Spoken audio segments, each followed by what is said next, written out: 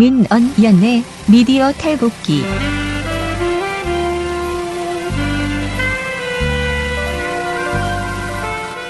민언연의 미디어 탈곡기 275화를 시작하겠습니다. 반가운 배나은. 웬일이야. 벌써 275화입니다. 네. 저는 안학내 유민지입니다. 네, 저는 부녀회장 배나은 활동가입니다. 네. 우리 부녀회장님이 네네. 월요일 방송 이후에 오랜만에 잠적 오늘 봤습니다. 3일간의 긴 휴가를 마치시고 네. 돌아오셨습니다. 네, 저는 차라리 출근하는 게 낫겠다 할 정도로 고생하긴 했는데요. 네. 아무튼 아니 휴가인데 왜 고생해? 휴가는 아니었고요. 그냥 저는 출근하고 싶은데 못 나오는 사정이 있었습니다. 네, 그래서 오랜만에 나오니까 너무 많은 일이 깜짝 놀랄 만한 일들이 너무 많이 일어나 있더라고요. 그래서 제가 지금 못 따라가고 있습니다. 다이내믹 코리아. 네. 고작 3일인 걸. 네, 그래서 대체 무슨 놀라운 일들이 일어났는지 좀 바로 소식을 들어보도록 하겠습니다.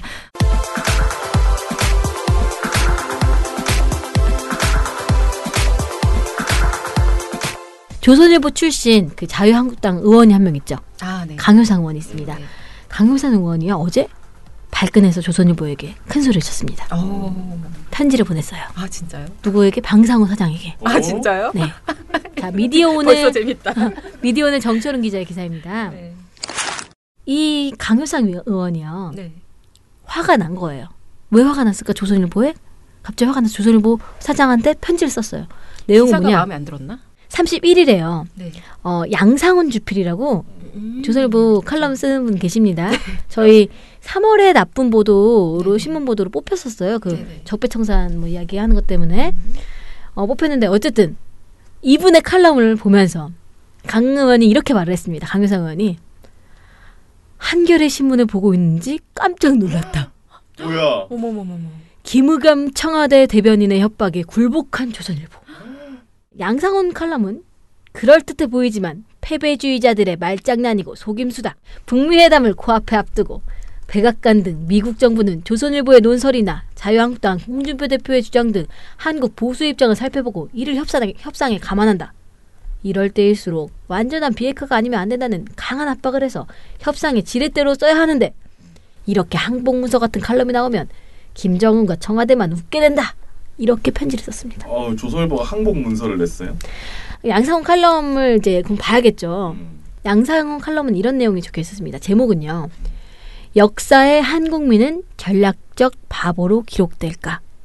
제목 읽어보면은 뭐 이게 그렇게 열받은 문제야? 원래 조선일보가 맨날 하듯이 그런 식으로 비아냥거리고 있는데? 라는 느낌이 들죠. 그런데 이 내용이 어떤 얘기가 있냐면 북의 비핵화를 믿으면 바보라지만 때로는 바보가 이기는 경우도 있다. 북한 땅 전역에 국제사회 CVID 팀이 체계적으로 활동하게 되면 그 자체로 커다란 억지 효과가 있다. 북이 지금처럼 대놓고 서울 핵폭발 위협은 하지 못한다. 이렇게 하면서 북이 사실상 핵 보유국이 되더라도 정보, 자유, 인권이 스며들어 체제의 근본적 변혁이 올 수 있다. 이런 식으로 언급하면서 그렇게 되면 한국민은 전투에서는 져도 전쟁에서는 이기는 전략적 바보가 될 수 있다. 이렇게 적습니다. 믿으면 바본데 믿어라. 뭐 믿으면 결국에는 뭐 지금은 마치 우리가 속아 넘어가는 것 같지만 속아 넘어가는 거지만 같지만이 아니라 속아 넘어가는 거지만 우선 그러니까 여기 맥락이 사실은 우리가 보기에는 이런 헛소리를 써놨어 싶은데 이 강효상 의원의 눈에는 성에는 차지 않는 거예요. 우선 그러니까 양상훈 주필의 칼럼을 정리하면 이런 겁니다. 지금 우리가 완전 속아 넘어가는 거다. 북에. 얘네는 결국엔 비핵화 안 할 건데 속아 넘어가는 거지만 그래도 거기에 계속 국제팀 계속 상주하고 있으면 어쨌든 그 뒤에 유의미한 변화가 나오지 않겠냐. 왜냐면 계속 교류가 되니까 북이 아무리 우리를 속이려고 해도 결국엔 진해가 당하게 되겠다. 그래서 우리는 지금 전략적인 바보가 되자. 믿자 일단. 뭐 그런 뉘앙스가 이제 밑자까지는 아니고 그럼 한국민은 전투에서 져도 전쟁에서 이기는 전략적 바보가 될 수 있다 이렇게 썼잖아요. 여기에 이제 강효상 의원이 빡친 겁니다, 그렇죠? 근데 마지막 문단 뭐라고 되어 있냐면요. 물론 최악 상황이 올지도 모른다. 대북 제재가 해제되고 주한미군이 축소 철수 변경되고 이 흐름을 되돌릴 수 없게 됐을 때 북에 핵이 남아 있다는 사실이 공개될 수도 있다. 북이 지금과 같은 폭력 집단 자세로 한국을 깔고 앉으려 나오면 한국민은 진짜 바보가 되고 만다. 이렇게 또 써있어요 뒤에. 그래서 누구나 기적을 바라지만 어느 날 북핵이 싹 없어지는 기적은 일어나지 않는다. 지금 북핵 급류는 어느 구비를 돌고 있다 이러면서 어떻게 될지 모른다. 그래서 이 고비에서 시간과 역사는 결국엔 노예제 스탈린 왕조가 아니라 자유와 인권의 편일 것임을 믿을 뿐이다. 뭐 이런 식으로 썼어요. 그러니까 뭐냐면 야 지금 정부가 하는 건 완전 바보짓이야. 속는 거야. 근데 나중에 뭐 이렇게 하다 보면 될 수도 있지. 뭐 좋은 말이 올 수도 있지. 그러면 우리가 나중에 전략적 바보가 될 수도 있지. 근데 사실은 최악의 상황도 올 수 있어. 다만 내가 기도할 뿐이다. 이렇게 쓴 겁니다. 왜냐면 자기네가 아무리 안 된다 해도 지금 역사 흐름 바꿀 수가 없거든. 그래서 이제 이런 식의 체념형 사실은 저는 칼럼이라 보는데 어떻게든 이제 디스하려고. 근데 이게 그냥 단순히 뭐 디스를 하거나 막 체념을 했다거나 그런 수준이 아니라 그러니까 앞에 근거를 쭉 대잖아요. 그러니까 미국 전문가들에게 물어보고 뭐 그러니까 취재의 어떤 자기 말하고 있는 내용에 대한 어떤 근거 자료를 앞에 충분히 깔면서 북한이 지금 완전한 비핵화가 될 것이라는 어떤 전망을 꿈꿀 수는 있지만 이게 현실적으로 어렵다라는 걸 전제로 하고서 이게 풀어나간 내용이잖아요. 합리적인 그런 걸 기조로 하면 사실 합리적인 내용의 칼럼이거든요. 그래서 뭐 이거를 막 단순히 이 정권을 공격하기 위해서 쓴 거다 혹은 아니다 그런 차원의 문제가 아니라 나올 수 있을 만한 칼럼이라고 생각을 하는데 실제 이 여기 지금 댓글을 보면요. 네이버 기준으로 봤을 때는 가장 순공감이 많은 댓글에 첫 번째 게 이게 있어요. 이거 그냥 보수적 관점의 칼럼인데 준표하고 효성이는 왜 오버하는 거니? 이렇게 붙어 있어요. 그래서 그냥 조금 보수적으로 상황을 봤을 때 이렇게 볼 수 있다라는 내용 정도예요. 자, 강유상 의원은 여기서 그래서 이렇게 말했습니다. 공교롭게도 청와대가 공개적으로 조선일보를 협박한 이틀 뒤에 이런 칼럼이 실렸다. 이건 마치 조선일보가 청와대에 백기투항을 한 것과 같다. 이번 조선일보 비난 논평은 그냥 나온 것이 아니다. 북미 회담을 앞두고 조선일보를 겁박해서 길들여 강력한 비판 세력을 제거하려는 고도의 술책이다. 이렇게 썼습니다. 그러니까 강유상 의원은 이게 너무나 마음에 안 들고 이 칼럼이 지금 이거는 너네 지금 청와대에다가 항복문서 제출한 거다. 어쨌든 넌 좋은 말 했잖아 지금. 전략적 바보가 될 수 있다가 그냥 너 원래 그전까지는 조선일보가 니네 바보다 계속 이랬거든요. 칼럼이 계속 니네 거짓말하고 있다 이렇게 하고 있다가 유일하게 조선일보 칼럼 중에 이제 그럼 전략적 바보라고도 그래 기록될 수도 있겠다. 꿈이 뭐 이루어진다면 그럴 수도 있겠다. 이렇게 이제 이야기한 칼럼을 두고 이제 비판을 한 겁니다. 어쨌든 양상 칼럼을 두고 이 사람이 강윤상 의원이 100여 년간 조선일보를 지탱해온 독자들에 대한 배신행위다. 이렇게 이야기하면서 기회주의자라고 욕했습니다. 그래서 그걸 또 비판한 뉴스가 있습니다. 미디어 스크랩 또 두 번째. 고발 뉴스에서 조선일보 주필 파문에 침묵하는 조선일보. 민동기 기자가 기사 수첩을 썼습니다. 자, 뭐라고 했냐면요. 강윤상 의원이 이제 공개 편지를 썼는데 국회의원이 기자회견을 열어서 특정 언론 주필을 교체를 요구한 거. 왜냐면 양상은 날려라 한 거니까 기회주의자다. 나쁜 놈이다 한 거니까. 요구한 것은 이례적인 것을 넘어서 언론 자유를 침해하는 그런 논란이 벌어질 수 있는 부분이다.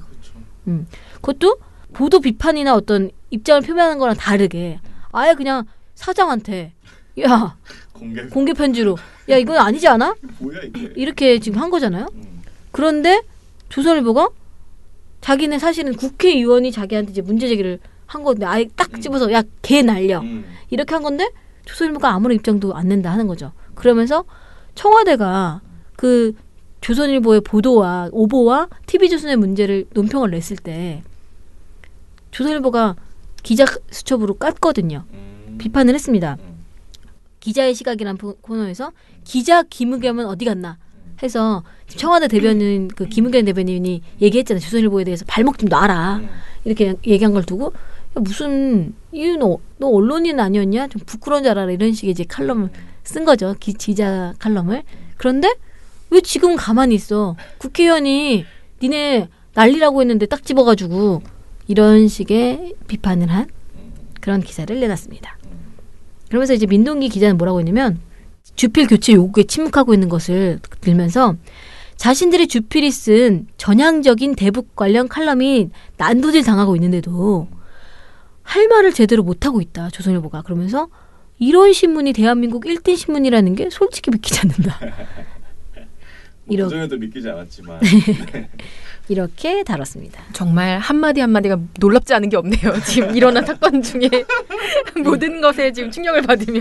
아니 국회의원이 진짜 이 주피를 교체하라는 이 공개 편지를 쓴 적이 한 번도 없었죠 이때까지. 내가 방상훈이면 정말 가만히 있지 않을 것 같은데. 그러니까 그것도 가만히 있지 않고 양상훈을 알리겠지. 아 진짜 근데 이거 날라가면 대박이다. 만약에 네. 민주당 의원이 네. 조선일보 주피를 교체하라는 공개 편지를 썼다. 어떻게 됐을까요? 근데 민주당은 방상훈 사장한테 공개 편지 안 쓰고요. 성명을 내죠. 내잖아요. 비판하면서. 아니 그러니까 그 차라리 그렇게 하든가. 그렇게 하면 이랬겠죠.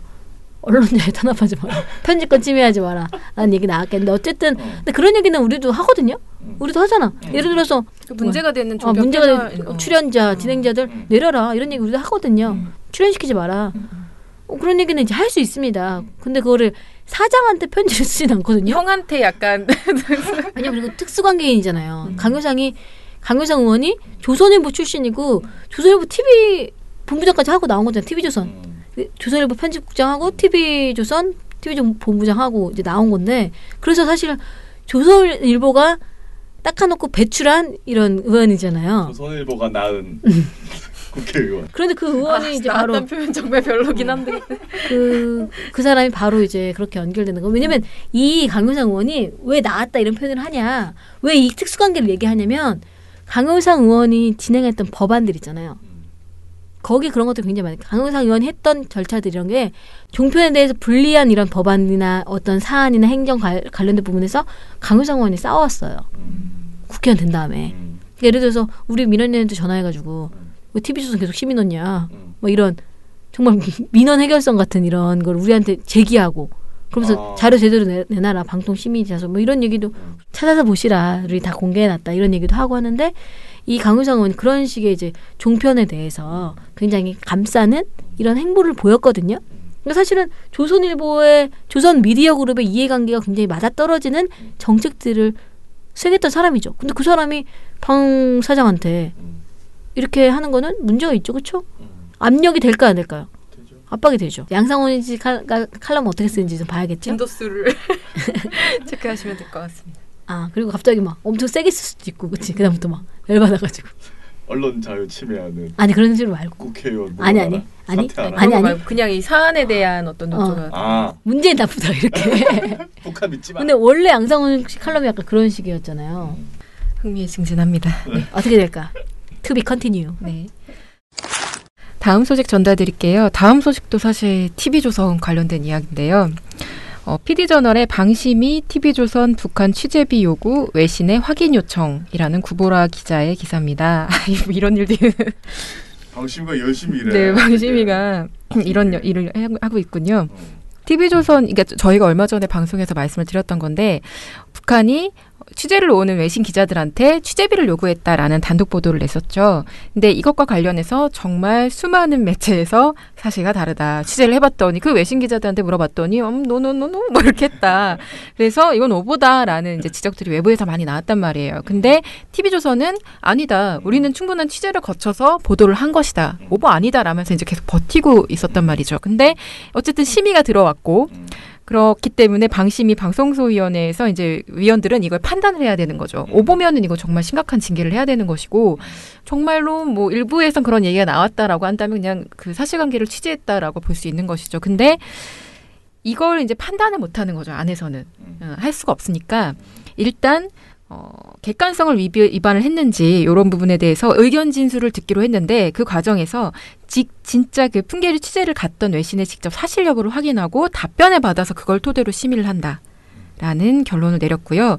또 그 TV조선 보도 이후에 오보다 이거 말도 안 된다라고 이렇게 보도를 냈던 국내 언론들에도 너네 그렇게 보도한 거에 대한 자료 좀 우리한테 좀 제출해 줄래? TV조선을 어떻게 해야 될지 판단하게라고 해서 자료 요청을 지금 하겠다는 방침을 세웠다고 합니다.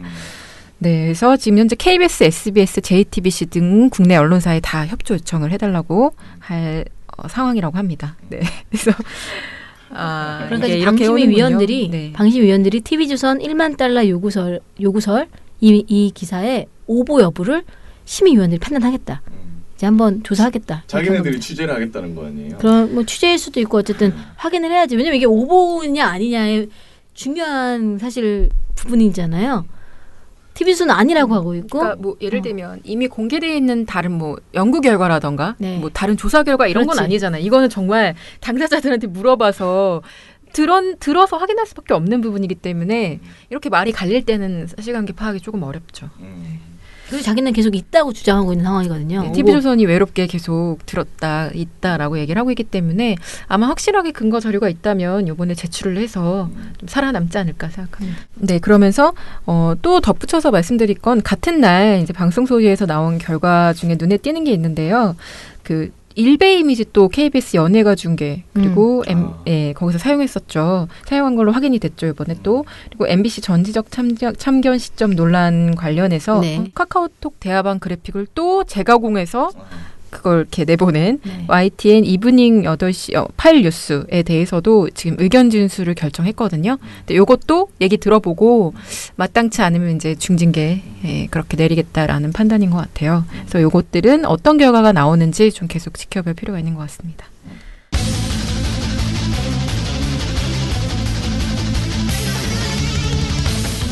네, 그러면 바로 나쁜 보도 스크랩으로 가보도록 하겠습니다. 네. 오늘 나쁜 보도 스크랩은요. 지금 난리가 났습니다. 뭐요? 무슨 일이죠? 또 뭐 대법원이 있잖아요. 고작 3일이야 나 지금 고작. 근데 월요일부터 던 일인데 이거 대법원이 있잖아요. 네. 자기 재판 결과를 가지고 판결 결과를 가지고 야 이봐 우리가 이거 청와대 니네한테 협조한 거야. 봐봐. 이렇게 해서 너희한테 기분 좋게 판결한 거 몇 개 있어. 자 요거 봐. 한 다음에 그러니까 우리 상고법원 좀 어떻게 좀 해줘. 라고 한 정황이 드러났습니다. 그거는 이미 박근혜 정부를 대상으로 그렇게 했다는 게 네. 지난번에 나오지 않았었나요? 그렇죠. 또 추가적인 게 나온 건가요? 25일 날 발표가 된 거잖아요. 근데 이게 지금 논란이 이어지고 있는 겁니다. 뭐냐면 25일 날 사법행정권 남용 의혹 관련 특별조사단 이제 네. 법원이 자체적으로 꾸린 거죠. 그 최종 결과 보고서를 발표를 했습니다. 발표를 했는데 이 조사단 결과 이 대법원이 결국에는 이 사법행정권을 남용했다는 의혹이 있다. 근데 결론을 뭐라고 냈냐? 확실하게 이 블랙리스트다라고 하는 거는 발견하지 못했다. 이렇게 이제 발표를 했어요. 그런데 새로 발견된 것이 청와대에 BH 문건 이렇게 하면서 청와대에 판결 목록을 쭉 정리해가지고 니네한테 유리한 거야. 우리가 니네를 잘 생각해서 했어. 라고 하는 그 문건과 원세훈 재판이죠. 국정원 댓글 사건 관련된 재판을 두고 계속 청와대는 여기를 보고 있고 우리는 뭐 이렇게 했고 이렇게 서로 교감을 주고받은 것들에 대한 내용이 실려있는 암시되어 있는 문건이 나온 겁니다. 그 양승태 전 대법원장이죠. 이 대법원장과 이제 그때 당시에 법원 행정처 이들이 청와대에 제출했던 내용이 목록에 있는 재판이 어떤 게 있냐. 과거사 정리위원회 사건. 이게 뭐냐면 과거사 정리위원회가 뭐 이러이러한 문제들이 있었던 것들이 우리가 해명돼야 된다 했는데 이거를 소멸 시효를 3년으로 제한한 거예요. 3년 지나면 못해. 니네 청구 못해 재판. 네. 이렇게 하는 거 대법원이 판결합니다. 그리고 전교조가 이명박 정부를 규탄한 시국 선언을 했어요. 근데 이거에 대해서 대법원이 교사한테 너 유죄야. 시국 선언했으니까 이렇게 판결을 내립니다. 또 갑을 오톡택 통상임금 사건. 이것은 대법원이 어떻게 판결하냐면 통상임금 되게 중요한 판결이었어요. 뭐라고 했냐면 통상임금 줘야지. 근데 경영상에 어려움이 있으면 안 줄 수도 있어. 와. 이런 판결을 냅니다. 와. KTX 여승무원 근로자 지위 확인 소송. 이게 1심과 2심에서 지위 확인돼서 승소했습니다. 네. 그런데 갑자기 대법원에서 그 원심을 파기하면서 파기환송 보내버립니다. 그러니까 1심, 2심이 틀렸죠. 근데 여기서 문제가 뭐냐면 1심에서 이 근로자 이건 정확하게 자회사 부분이 아니라 니네가 바로 고용한 거다. 철도청이. 그러면서 야 임금 줘. 월급을 줘야 돼. 라고 판결을 합니다. 월급을 줘야 된다는 의미는 월급을 계속 주면 돈이 나가잖아요. 그러니까 바로 고용을 해. 라고 하는 압박을 준 겁니다. 1심 때부터 그래서 월급이 지급되고 있었던 거예요. 3심에서 대법원에서 아니? 니네 노동자 아닌데? 니네 이주 노동자 아닌데? 이렇게 판결하면서 갑자기 파기해버린 겁니다. 그럼 돈을 다 그래서 한 명당 8,640만 원 정도를 뱉어냈어야 됩니다. 돈 내나 국가가 청구하기 시작한 거예요. 이 대법원 판결 이후에. 이 판결 나고 나서 목숨을 끊은 그 노동자가 있었죠. 그 두 아이 엄마. 네. 그래서 굉장히 논란이 됐던 그 판결인데 이 판결이 사실은 청와대와 딜을 하는 과정에 청와대 협조다. 우리가 협조했다 니네한테 하면서 제출된 재판 목록이라는 겁니다.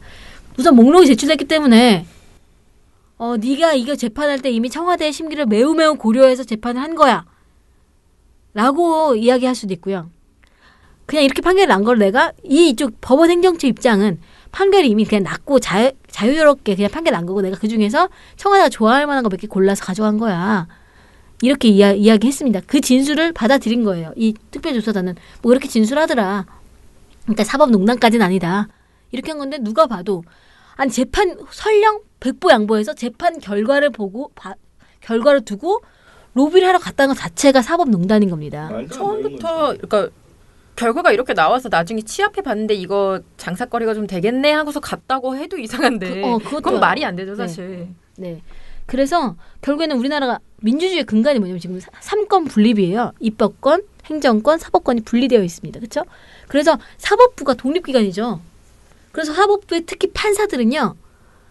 검사들은 똑같이 우리가 사법연수원 나와도 검사가 되고 판사가 되잖아요. 근데 검사들은 검찰청이라고 하는 어떤 조직의 하나하나 일개 개인입니다. 근데 판사들은 한 명 자체가 다 사법부예요. 그러니까 그 판사의 재판이나 이런 거에 누가 조직적으로 개입할 수 없게 되어 있는 거죠. 분리되어 있는 거예요. 굉장히 중요한 역할을 하고 있기 때문에 그런데 이 문건을 보면 이 사법부가 그런 조직이 아닌데 지금 사법부는 결국에는 잘 입법부가 했던 법 그리고 행정부가 이런 것들이 잘 진행되는지를 어쨌든 판결하는 곳인데 그 판결하는 곳이 행정부랑 같이 붙어가지고 이게 놀아놨다 결국에는 이렇게 되니까 사람들이 사법부를 신뢰하겠습니까? 이 문건에 그런 내용들이 다 담겨 있는 겁니다. 그런데 특조단은요. 아까 특조단이라고 했지만 특조단은 조사 권한만 있는 거예요. 야, 너 수사해. 너 한번 목록 내놔봐. 이런 거 못해요. 앙승태 대법원장도 조사 못했어요. 앙승태 대법원장은 1차 조사 때만 서면 제출하고 2, 3차 때는 응하지를 않았어요. 조사 거부. 네, 조사 거부해버렸죠. 그러면서 결국에는 이 조사단이 얘기한 것도 이런 문건이 발견됐는데 당사자한테 물어보니까 당사자들 관련자들 그걸 작성한 사람들한테 물어봤더니 그냥 계획 차원에서 이제 이야기된 거고 실행되진 않았다. 이런 내용들 다 진짜 진술로 받아들인 겁니다. 그러니까 더 수사는 의뢰하지 않은 고발하지 않은 거예요. 그리고 블랙리스트도 없더라. 그런데 문건에 보면은 동향 파악한 게 다 있어요. 사찰을 했는데 자기한테 반대하는 그 우리법 연구회 소속 그런 판사들을 얘네 동향 파악해야 돼. 막 이러면서 동향 파악뿐만 아니라 지금 누굴 만나는지 뭐 이런 것들을 좀 알아봐야 돼. 그렇게 한 문건이 있고 또 다른 문건은 그래서 내가 알아봤더니 얘가 지금 고민거리는 이거야. 그리고 얘는 누구랑 좀 친해. 뭐 이런 것들. 그리고 얘는 지금 재판에 들어가기 전에 어떤 성향이 있냐면 이런 성향이 있어. 그런 과거사까지 쫙 정리해서 한 문건, 보고된 문건이 있는 거예요. 자, 동향 파악과 사찰이 진행됐고 그 보고가 이루어졌습니다. 그렇죠? 그런데 블랙리스트라고 하는 거는 받지 못했기 때문에 이 사람의 실질적인 불이익이 있었는지 없었는지 확인할 수 있는 게 없다. 이렇게 이제 판결이 결론이 나온 겁니다. 그러니까 이게 뭔 얘기야? 이게 그 중간 조사 결과인가요? 1차 조사 결과인가요? 아니 최종입니다. 3차죠. 아니야. 그러니까 그때랑 달라진 내용이 사실 없는 겁니다. 그러니까 1차 조사 때는 근데 문제는 뭐냐면 1차 조사 때는 이 문건 지금 확인된 문건 있죠. 이 문건 이제 법원 행정처가 우리 컴퓨터 절대 못 봐. 이게 사법부의 논란이었던 거죠. 그래서 못 봤다가 결국 3차 조사 때는 이 문건에 대해서 복원하면서 문건을 본 겁니다. 네. 암호가 있어 못 여는 게 있었는데 어쨌든 리스트를 막 복원해가지고 리스트가 나왔어. 문서의 제목이. 그래서 문서 제목도 공개가 되고 했습니다. 그런데 410건의 문건 중에서 407건은 내용 공개를 안 하고 3건의 문건에 담긴 내용만 공개하면서 조사단이 발표를 한 거예요. 그러니까 사람들이 나머지 건도 제목 보니까 분명히 청와대랑 교감이 있는 것처럼 보이는 게 많다. 그래서 이 특조단이 그럼 전체 법관 회의 모이는 때 그날 열람하도록 하겠다. 그 안에서 회의 안에서는 열람할 수도 있도록 하겠다. 뭐 결국은 이렇게 됐습니다. 그러니까 특조단의 결과에 대해서 이 밝혀진 내용이 너무나 많은데 특조단이 문제가 없다고 고발하지 않는다는 게 말이 돼? 하는 여론들이 굉장히 높은 겁니다. 특히 니네가 조사 권한만 있는데 수사 권한 없는데 네가 밝힌 게 여기까지야. 이 정황이 막 드러났어. 그러면 제대로 된 수사를 통해서 사건의 진실이 뭔지 밝혀줘야 된다 하면서 바로 고발해라. 이런 의견들이 있습니다. 그런데 지금 김명수 대법원장은 아직 그 고발의 결단은 내리지 않고 있는 상황이에요. 그러니까 이게 계속 이제 논란이 아까 말했듯이 25일날 난 거 아니에요? 했는데 25일날 발표된 다음에 이게 수그러들지 않는 겁니다. 너무너무 심각하더라. 그러니까 더 정확하게 정말 거래가 됐는지 수사가 필요하다는 여론이 더 힘을 얻겠죠. 그러니까 이게 지금 논란이 되고 있는 겁니다. 자, 그러면 이런 사안이 있으면 어떻게 해야 될까? 언론이 제대로 본질을 보도를 해야겠죠. 언론 보도가 좀 별로다 이런 부분이 있어요. 특히 조중동. 그런데 이 문건에요. 법원행정처가 작성한 문건 목록이 공개됐고요. 그게 누구나 볼 수 있게 지금 올라가 있습니다. 거기에 보니까 조선일보 제목이 문건 제목이 조선일보가 들어간 게 있는 거예요. 제가 이제 문건을 봤죠. 이거 쓰려고 봤더니 조선일보가 들어간 게 있어요. 무려 10번이나 나옵니다. 대박. 문건 목록에 있어요. 자, 중복된 거 빼고 이제 이야기하면 문과가 뭐가 있냐면 상고법원 기고문 조선일보 버전 이렇게 있습니다. 그리고 조선일보 첩보보고 그리고 조선일보 기고문 또 있고 조선일보 홍보 전략, 조선일보 기사 일정 및 컨텐츠 검토, 그리고 조선일보 방문 설명 자료, 조선일보 보도 요청 사항이라는 제목의 7건의 문건이 있습니다. 오, 조선일보만. 네, 언론사 중에 언론사 이름이 명기된 건 조선일보밖에 없어요. 제가 이 문건을 봤는데 근데 뭐 어떤 게 있냐면 전통 매체 뭐 활용 방안, 홍보 방안 이런 얘기는 있어요. 뉴미디어 뭐 어떻게 할 거냐 이런 제목의 문건이 있는데 어쨌든 문건을 제가 보지 못했으니까 제목이 쭉 나와 있는 걸 보면 조선일보가 10번이 검색이 되는데 중복되는 걸 빼면 7건 정도가 나오는 겁니다. 대박. 그래서 어떻게 했을까요? 제가 그 날짜와 비교해서 찾아봤죠, 조선일보를. 이게 2015년에 작성된 문건이거든요. 2015년 이제 2월 3일에 상고법원 기고문 조선일보 버전이라고 있잖아요. 상고법원을 추진하기 위해서 조선일보에 이제 기고문 썼다는 얘기겠죠. 2월 3일 이 문건은 제가 찾아봤더니 조선일보에서 2월 6일 날 기고문이라고 해서 상고법원이 필요한 이유라고 해서 이진강 전 변협 회장이 쓴 글이 게시가 되어 있었습니다. 조선일보에. 그리고 그 다음에 또 조선일보 기고문 해가지고 또 3월 31일에 작성된 문건이 있어요. 그랬더니 조선일보를 또 확인했더니 조선일보에서 4월 13일에 기재된 기고문이 있는데 대법원 정상화를 위한 출발점 상고법원 오연천 울산대 총장이 쓴 기고문이 있습니다. 2달 사이에요. 기고문을 상고법원에 찬성하는 기고문을 2개를 실은 거예요. 조선일보가 2달 사이에. 그럼 이 2달 사이에 상고법원에 반대하는 입장을 실은 기고문이 있나? 당연히 없겠죠. 그런데 여기가 제가 주목한 부분이 여기가 아니고요. 이 앞에 보잖아요. 이 문건이 지금 조선일보를 상대로 한 문건은 2015년 2월부터잖아요. 1월 말부터예요. 그 전에 조선일보 기사를 찾아보면 조선일보는요. 상고법원에 있어서 부정적 논조를 보이고 있습니다. 자, 조선일보가 1월 17일에 정권형의 법과 사회라고 하는 고정 칼럼에서 상고법원과 3건 분립이라고 하는 칼럼을 냅니다. 내용은 뭐냐면 선출직이 아닌 대법원장이 다시 임명한 상고법원 판사가 최종심을 맡게 되면 국민 주권을 재위임하는 것이고 한 명한테 위임했는데 또 다시 네가 위임한 거잖아. 그렇게 하는 것이고 그러면 국민 주권의 원리가 희미해진다. 그러면서 상고법원을 반대하는 칼럼을 내놨습니다. 이 바로 전날에요. 조선일보가 이제 독자 권익 보호위원회 뭐 이런 걸 회의하면 그걸 지면에 실잖아요. 1월 정례 회의 내용이 실렸어요. 근데 거기 뭐라고 나왔냐면 대법원에서 그 상고법원 문제를 편법적으로 지금 진행을 하고 있는데 이거 편법 입법하려고 하는 문제를 조선일보가 지적해야 된다. 이런 독자의 의견이 나온 게 있습니다. 그래서 이거를 중간 제목으로 뽑아요. 조선일보가. 그러니까 조선일보는 어쨌든 이 대법원이 제대로 된 여론을 거치지 않고 의원들한테 이렇게 로비식으로 해가지고 168명의 의원들이 서명 받아가지고 이렇게 입법하려고 하는 이거 편법이다. 근데 이걸 왜 조선일보가 정확하게 지적 안 하냐 하는 그런 내용들을 받고 그 다음날 칼럼에 이거는 상고법원은 이거 상권분리 흔든다. 이런 칼럼을 낸 겁니다.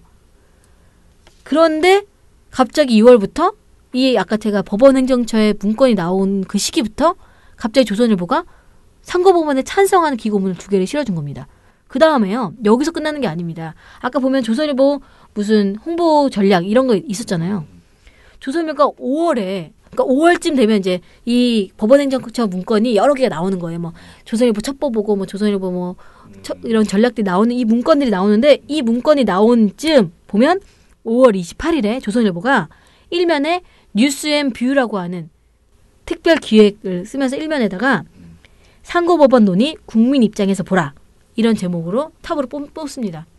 그리고 바로 이어서 3면 전체를 털어가지고 제목이 상고법원 논의 본격화예요. 그 표지 그 3면의 전체 제목이.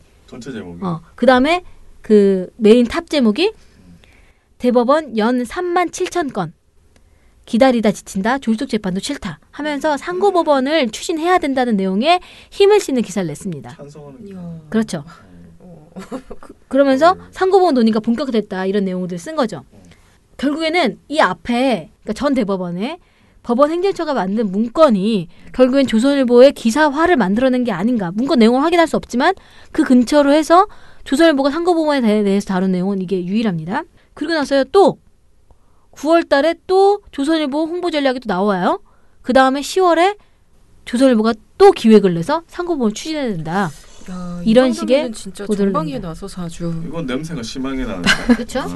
네, 그래서 결국에는 이런 것들을 보면 나중에 이제 여러분 보고서를 보시면 좀 더 자세하게 정리된 내용을 보실 수 있는데 결국엔 법원 행정처가 보도 요청 문건을 계속 내고 뭐 조선일보 보도상 홍보 전략 가서 방문도 해서 막 하고 이런 결국에는 기사 로비인 거잖아요. 그치. 이런 것들 계속 요구를 한 다음에 기획기사가 계속 그 시기에 맞춰서 특집으로 하면서 상고법원에 결국에 찬성하는 류의 기사들이 계속 나온다는 거는 조선일보가 이제 답을 한 게 아닌가.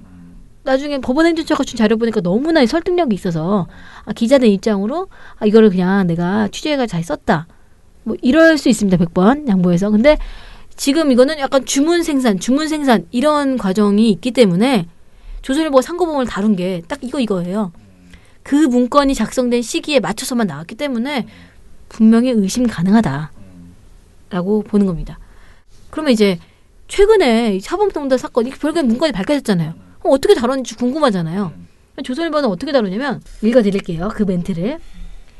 판사 블랙리스트는 처음부터 없던 괴담에 불과한 것이었다. 야, 처음부터 세네요. 그런데 블랙리스트 소송이 벌어진 지난 14개월간 사법부는 전현 대법원장이 형사 고발을 당하는 초유의 일이 벌어졌다.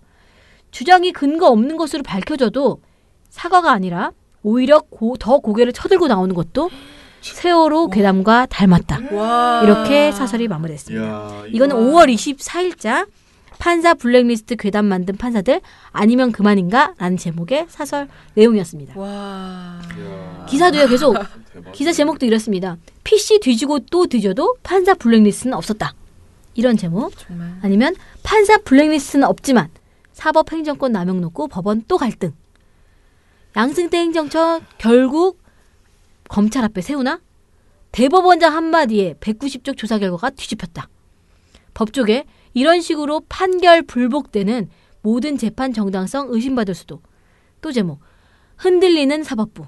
전현 대법원장의 충돌로 가나 혼돈의 사법부. 이게 지금 조선일보의 제목입니다. 그러니까 조선일보는 이거는 헌법 유리 문제가 아니라 그냥 법원 내부의 갈등, 이권 다툼, 밥그릇 싸움 이렇게 프레임을 잡아서 보고 있는 것입니다. 그런데 조선일보가 아무리 이렇게 프레임을 잡아서 해도 지금 난리가 난 거예요. 사법농단이다. 안 잡혀 이게 논란이 잦아들지가 않아. 그러니까 조선일보가 30일에는 또 한 번 사설을 씁니다. 자기네 이거 죽이고 싶었는데 사설을 씁니다. 뭐라고 썼냐. 블랙리스트 없으니 별건으로 전 대법원장 고발하나? 그러면서 애초에 블랙리스트로 시작된 조사가 블랙리스트가 없는 것으로 드러나자 이제 다른 걸로 문제 삼고 있다 하면서 혐의가 아니라 사람을 찍어 보복하는 것을 보니 법원이 아니라 이건 정치판이다. 이렇게 비아냥했습니다. 그리고 법원 행정처 문건 등을 보면 사법행정과 관련된 권한을 일부 부적절하게 사용했다는 의심이 드는 대목이 없지 않다. 이렇게 표현합니다. 헐. 약간 한 발 물러섰네. 그러니까 뭐냐면 자기도 사설에 이건 좀 자기는 그 문건을 봐도 좀 이상하잖아. 명명백백하게 이상하잖아요. 근데 그걸 언급하지 않을 수 없는 거예요. 그러니까 뭐라고 하냐면 일부 부적절하게 사용했다는 의심이 드는 대목이 있다라고 표현한 겁니다. 그런데요. 아까 얘기했던 제가 사안들이 이게 일부 부적절하게 의심이 되는 사안인가요? 노노노노. 아니거든요.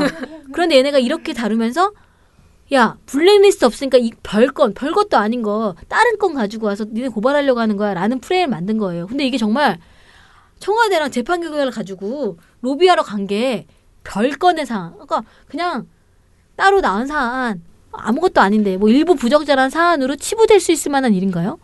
아닌데 조선일보가 이런 프레임으로 하면서 사법농단 문제를 축소하고 은폐하고 있다. 그러니까 왜 우리법 연구회 소속 판사들 뭐 인사 뭐 이렇게 딱 명치되어 있는 게 있었는데 그 사람에 대한 사찰이 필요하다, 동양보고가 필요하다 이런 것들이 있는데 그래서 사찰한 내용도 있는데 그건 그 사람 아니다. 그 사람 그냥 법원 행정처가 그냥 한 거지 취미생활 한 건데 그걸 가지고 뭐 그죠, 굳이 원래 인사권에 업무와 무관하게 그렇게 스토킹하는 거 아주 돈 안 줘도 할 수 있는 일이잖아요. 그리고 더 사실 여기 이 문건이 발견되면서 더 큰 문제는 뭐냐면요. 이 사찰을 누가 했냐예요. 판사들이 했습니다. 판사들이 한 거예요. 판사에 대해서. 이 행정처도 판사들로 구성되어 있고요. 그렇죠. 그리고 이 행정처에 속하지 않은 기획조정실에 속하지 않은 판사들도 그 내가 왜 그쪽에서 일하고 있어. 근데 관련된 자료들을 계속 토스한 겁니다. 판사들이. 아까 얘기했죠. 판사는 개별 판사는요. 한 명 한 명의 사법부예요. 그래서 그 사람에 대해서 어떤 영향을 행사하지 못하게 그렇게 시스템화되어 있습니다. 검사랑 달라요.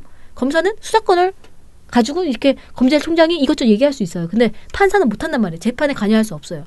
그런데 이 판사들이 지금 결과는 뭐냐면 조사단의 결과는 이 판사들이 어떤 조직적으로 움직인 게 아니라 임종원한테 잘 보이려고 하다가 보니까 이런 문제가 좀 발생됐다. 임종원이 하니까 이 사람이 나중에 대법원장 될 것 같으니까 대법관이 될 것 같으니까 잘 보이려고 이렇게 좀 했다. 본의 아니게 본의를 좀 저버리면서 자기는 하고 싶은 마음이 없었지만 뭐 이런 결과예요. 뭔? 결과가 그래 진짜 판사들이 그렇게 한 거야 지금. 그런데 이걸 가지고 어떤 뭐 일부의 리스트는 없었고 일부의 부적절한 태도 이렇게 볼 수 없는데 계속 그런 프레임을 만들고 있는 겁니다. 그런데요 이게 지금 제가 조선일보 이야기했는데 조선일보는 뭐 꿀리는 게 있으니까 더 이런 식으로 계속 가는 게 아니냐 뭐 이렇게 지금 보고 있는 거죠. 네. 25일 날 특조단 결과가 나왔습니다. 그럼 26일부터 신문들이 다루겠죠. 네. 26일 날 다루고 했더니 이게 내용이 큰 거야. 그럼 26일 토요일이에요. 그러면 28일 날 월요일 날 다루고 화요일 날 다루고 수요일 날 목요일까지 그럼 5일간 몇 건을 달았을까? 우선 한겨레와 경향이 몇 건을 달았냐면 24건을 달았습니다. 이 건 관련돼서. 네. 경향신문 24건, 한겨레 24건. 그러면서 왜 그랬냐 사법부 도대체 근데 왜 그랬냐 이러면서 이거에 대해서 분노하는 그 법원 판결 피해자들이나 이런 것들을 얘기했어요. 이건 사법농단이고 이건 수사해야 된다. 이런 입장 계속 냅니다. 한국일보도 18건을 냈어요. 그러면서 아까 얘기했던 같은 내용이에요. 그러면서 이 세 신문의 공통점은 청와대에 로비했다고 했던 그거 있죠. 네. 그 목록을 표건, 그래프건, 그림이건 보여줍니다. 판결 목록. 보고 판단해라는 거예요. 이 판결이 어떻게 났고 이걸 청와대에 얘네 갖다 냈다. 봐라. 기자들한테 제공하는 겁니다. 알 권리를 보장하는 거죠. 그런데 조중동에는 안 나옵니다. 이런 게. 그냥 언급만 되는 거예요. 이런 게 이렇게 있었고 잘 정리된 표로는 나오지 않습니다. 그러니까 정보 제공을 굉장히 적게 했다. 이렇게 보고요. 동아일보와 조선일보. 그럼 같은 기간에. 네. 같은 기간이잖아요. 아까 제가 24건씩 보도했다고 했잖아요. 동아일보와 중앙일보는 몇 건을 보도했을까요? 다 합쳐서? 5일 동안. 이 세 매체가 합쳐서? 아니요. 동안? 합쳐서 말고 각각 몇 건. 각각? 똑같아요. 보도 건수가. 똑같아요? 동아랑 중앙은 보도 건수가 똑같아요. 5건. 6건 보도했습니다. 그러니까 한겨레 경향의 24건에 비하면 4분의 1이에요. 수준이. 6건 보도를 했습니다. 안간힘을 다해서 안 하려고 이렇게군요. 근데 내용은 뭐냐? 블랙리스트 없더라. 이런 거에 초점을 맞춘 사설 냈고요. 기사도 맨 처음에 그렇게 나오다가 나중에 사법농단에 대한 부분이 최근 들어서는 기사로 나오고 있긴 해요. 근데 6건.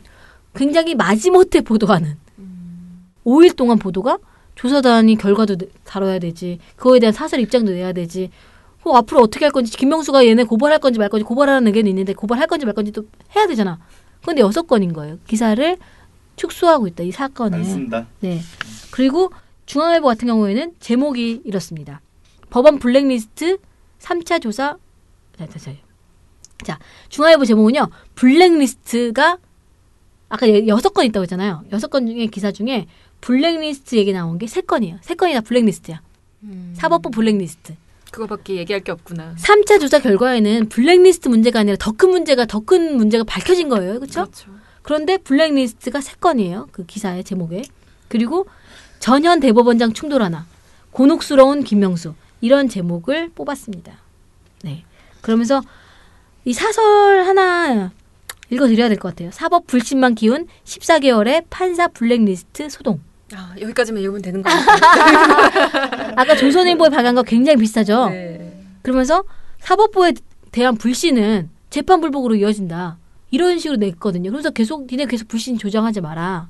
근데요. 사법부에 대한 지금 불신을 조장한 게 이 수사를 하라고 한 사람들이 조장한 게 아니에요. 재판 결과 가지고 청와대에 간 사람들이 사법 불신을 조장한 거거든요. 근데 그거에 대한 명확한 비판은 없습니다. 동아일보도요. 그런 사설을 냈습니다. 법관 불이익이 없었지만 사법 독립 스스로 부정했던 대법원. 자, 제목 보면은 사법 독립을 부정했네 대법원이 문제 있네 이런 거 같잖아요. 근데 사설 서두에 뭐라고 써있냐면 딱 서두가 이렇습니다. 1차 조사 때부터 블랙리스트는 없다는 결론이 내려졌는데도 페이크다 이 새끼들. 2차, 3차 재조사를 지시해 1년 3개월 동안 법원을 내용에 빠뜨린 김명수 대법원장의 책임은 가볍지 않다. 이렇게 서두에서 하면서 문제는 너다. 그런데 보니까 좀 문제가 좀 있는 것 같기도 해. 이렇게 이제 제기를 한 그런 사설이었습니다. 네. 그러니까 제가 보기에는 근데 동아일보 기사를 보면은 그다음에 약간 뭐 어떻게 상황이 진행되어 있고 뭐 징계 절차에 착수할 것인지 이런 약간 관망적인 아까 조선일보와 동아일보에 비해서 관조적인 그런 제목들이 있어요.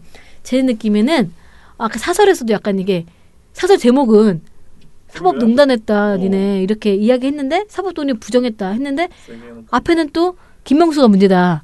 뒤에는 근데 문제는 좀 있더라. 약간 내부적으로 조율이 그러니까 이거는 문제다라고 하는 입장과 아니야.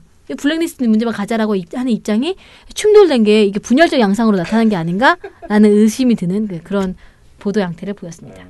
7, 6, 5, 4, 3, 2, 1. You'll never have the sacred stone. Oh, this you crazy mother. 뿌리아 세상님께서는요. 대한민국 공영방송에서 보여주기식 징계는 필요 없다 하면서 MBC가 진정성 있는 모습을 보여주기 바란다 하면서 스타벅스 상황을 들고 오셨네요. 그래서 스타벅스가 29일에 그 미국의 8,000개 매장을 다 문을 닫고 반인종 차별 교육. 그 컵에 자꾸 이렇게 눈 치켜 올라간 그림 그려준다던가 이런 것들 있죠. 계속 이제 문제가 되니까 그렇게 하면 안 된다 해서 하면서 영업을 다 하루 멈춰버렸죠. 그 사례를 들고 오시면서 이런 이야기를 해주셨습니다. 네. 트러스노우님께서는요. 부녀회장님이 안 나오셔서 한 번 울었고 유 부장님 목소리가 잠기셔서 2번 울었던 수요일 방송이었습니다. 그러니까 저 베나베나가 없으면 제가 힘이 없어요. 네. 베나베나는 나의 에너지의 원천. 네. 그래서 제가 지금 빨리고 있는 것 같습니다. 네, 아닙니다. 유 부장님 웃음소리도 기운이 없었다. 맞아요. 네. 이 얘기도 해주셨어요. 말씀을 잘 안 해서 그렇지 민원련 회원수가 좀 줄었잖아요. 그래서 예전에 처장님이 한 명만 탈퇴해도 잠이 안 오셨다고 하셨을 때가 있었는데 전 회지에서 매달 회계 내역과 회원수만 보기 때문에 요즘 회원수를 보면 제가 다 서운하네요. 이달 회지에 처장님 머릿말도 그렇고요. 이렇게 하면서 처장님 다스베이다 출연과 시.방.위를 비롯한 여러 보고서들이 좀 많이 흥행이 되었으면 좋겠다. 그래서 매달 쳐다보는 회계 내역 그 부분이 최소 지금 대비 4배 정도 될 수 있도록 했으면 좋겠다. 이렇게 적어주셨습니다. 네. 시방이라고 계속 이 PD님이 지금 밀었는데 지금 이게 먹힌 겁니다. 네. 저는 시민 방심위로 해야 된다 이렇게 했는데 다스베이다에서 이제 좋다고 이제 받은 거죠. 네. 시방위. 근데 다스베이다에 민원연 시방위로 코너가 생겼어요. 그래서 뿌듯합니다. 저 지금 화내신 건 아니잖아요. 좀 화냈어요. 청라에서 비님은요. 조선일보, 자유한국당, 드루킹이겠죠? 조자들하고 쓰셔가지고 제가 해석한 겁니다. 동맹과의 전쟁에서 이기려면 조선일보 한 놈 먼저 탈탈 팹시다. 이런 주장을 적어주셨습니다. 네, 산자골님은요. 이봉우 활동가가 시방위라고 한 거죠.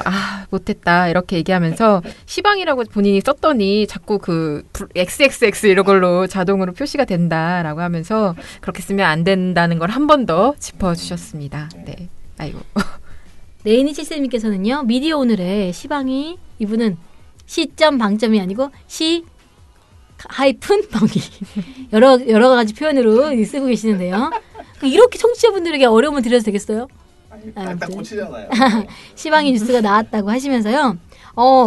이 PD님이 문제없음으로 나올 거라고 했던 그 풍계리 1만 달러 보도 의견 진술이 나왔다 하면서 오늘 저희 다뤘죠? 네. 이 내용에 대해서 다뤄주셨고요. 또 이 강효상 의원이 오늘 저희 미디어 스크립 내용을 레이니치대님께서 미리 먼저 댓글로 달아주셨습니다. 그래서 강효상 의원이 그렇게 욕하던 칼럼을 애써 찾아봤는데 그 마치 한겨레를 보는 것 같았던 그 칼럼을 봤는데 만약에 이게 한겨레에서 나왔으면 지금쯤 SNS 난리 났을 거다. 북한은 지금 너희들을 속이고 있는 거고 너희들은 그걸 알면서 아주 잠깐의 평화라는 달콤한 유혹에 기꺼이 넘어갈 준비가 되어 있어. 뭐 이런 속뜻이 담겨있는 저랑 제 해석이랑 비슷하죠. 어쨌든 이렇게 읽히는데 그럼에도 불구하고 저는 강효상 의원이 양상은 빼라고 했는데 저는 그 의견에 오늘 동참하려고 합니다. 그러면서 국민과 독자들을 깔보는 양상훈 씨 자르세요. 방상훈 회장님 이렇게 방사장님 이런 댓글을 달아주셨습니다. 근데 우리가 강효상 의원이 낫나 양상훈 의원이 낫나를 가지고서 이렇게 어렵네. 네, 생각을 해야 되는 것인가. 네, 두 명 다 뭐 좋은 길 가셨으면 좋겠고요. 다음 댓글은 미령곰탱님 댓글인데요. 먼저 저한테 헌정샷을 하나 보내주셨어요. 원어원 팬아트 공모전. 어쩌죠. 제가 지금 탈덕한 지 좀 돼가지고 네. 네, 팬아트 공모전에는 아쉽게도 참가를 하지 않을 생각이고요. 네, 위에 적어주신 댓글 마저 읽을게요. 방심이 심의를 해봤는데 내가 만약에 방심위원이었으면 정말 모든 조항을 다 들어서 프로그램 중지를 시키고 싶을 정도였다. 근데 지금 방심위가 조금 너무 약하게 하는 거 아니냐라는 생각을 다시 한번 해주셨던 것 같아요. 그래서 더 많은 사람들이 심의를 하면서 이런 경험들을 겪었으면 좋겠다. SNS 홍보하겠다라고 말씀을 해주셨고요. 개인적으로 유민지 부장님 보면 제가 작아지는 느낌이 들 것 같네요. 아닙니다. 카리스마 있게 사람들을 잡는 모습을 보면서 저절로 작아지는 느낌. 제가 잡히고 있습니다, 여러분. 네, 그렇게 써주셨는데요. 누구한테 잡히죠, 대체? 배나? 왜죠? 언제든 힘을 준다더니. 잡아서 힘을 준다고 나한테. 나한테 잡아서. 그러면 요걸로 대댓글 코너도 마무리하도록 하겠습니다. 네, 방송 들어주셔서 정말 감사드리고요. 민얼련의 미디어 탈곡기는 다음 주에도 열심히 털어드리겠습니다. 탈탈탈 안녕.